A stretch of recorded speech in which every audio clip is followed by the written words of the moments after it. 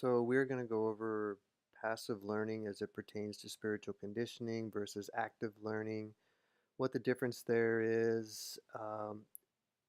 It's when people first come into, let's say, a 12-step program and they want to go through these steps and clear up damages that have incurred through whatever it is that brings them there, their addiction, their obsession.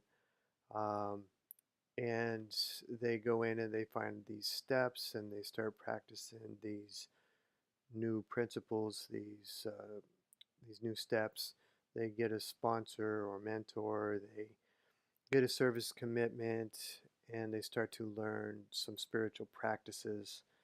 Um, and on the model on the left, under the passive learning, there's this initial peak of learning that happens because all this new information, new material they're reading, new experiences, new relationships, new methods that they've implemented in their life, and over time, say 2, 3 years, it peaks, and they maybe get used. They finish the steps. They read the book.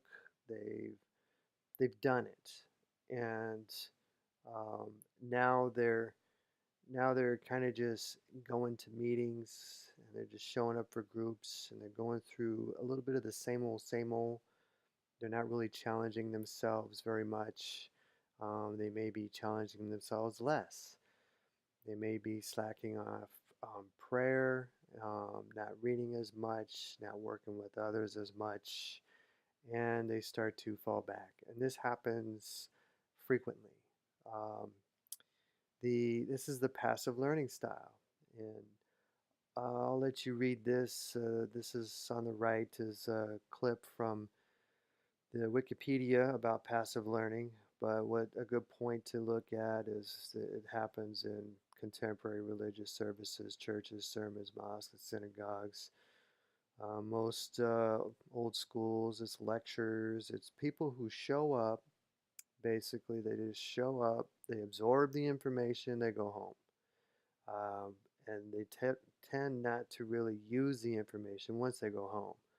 They show up, they absorb, they get something out of it, and then they go home, which is good. This is a really good thing to do. It's a whole lot better than not doing anything at all. Is it the best? It's probably not the best. Um, so active learning, I kind of went over some of this stuff already. After the steps, it kind of touched on that where people will just kind of get stuck in a maintaining the same old, same old. They're not really challenging themselves.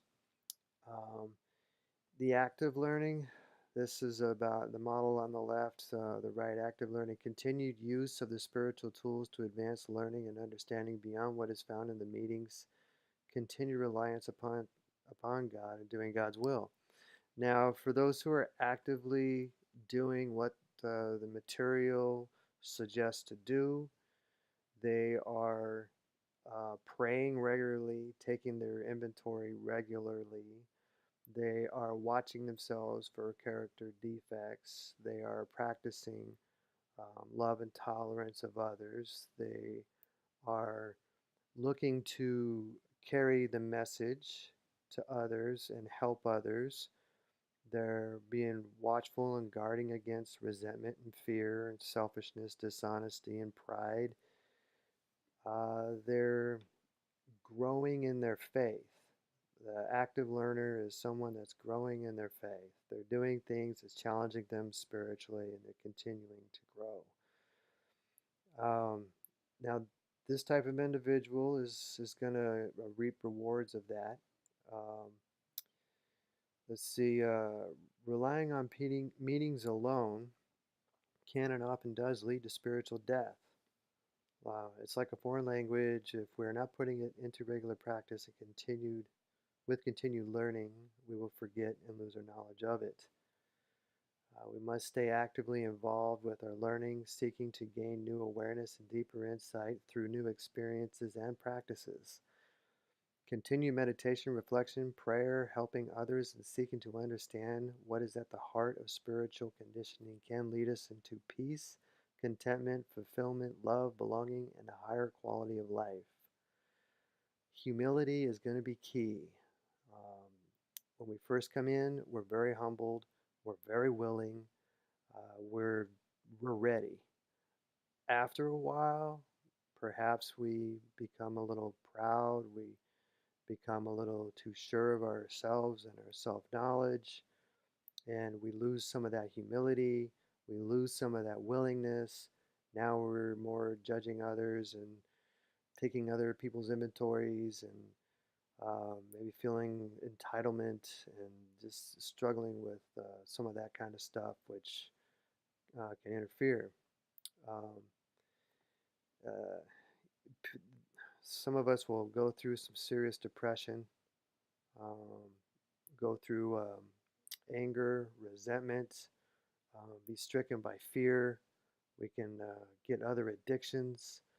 Um, we can go through so many different things.